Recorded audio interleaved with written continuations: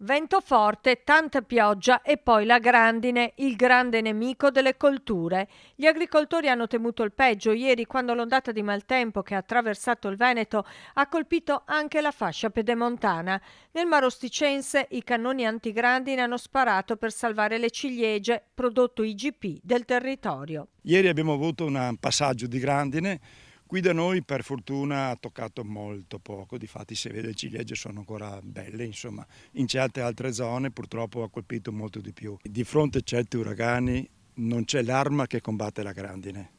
Di fronte ai temporali medi, la difesa attiva che abbiamo messo in piedi in tutti questi anni nel nostro territorio ha dimostrato una certa efficacia, guai se non ci fosse. Abbiamo visto ieri per esempio che qua da noi abbiamo una postazione qua a 100 metri di distanza, ha cominciato qualche grano di grandine e poi la pioggia subito.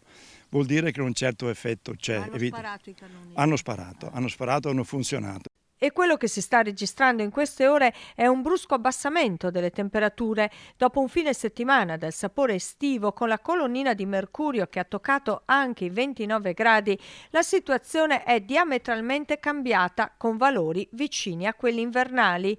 Niente paura però per le ciliegie, la fioritura è salva e non si teme più di tanto il freddo. Siamo al momento che è già venuta la scamiciatura, vediamo già le ciliegine, non hanno più problemi del gelo come è successo alcuni anni fa, il 7-8 aprile di 4-5 anni fa, 2 nottate di gelo hanno rovinato tutti i fiori, questo pericolo non c'è adesso.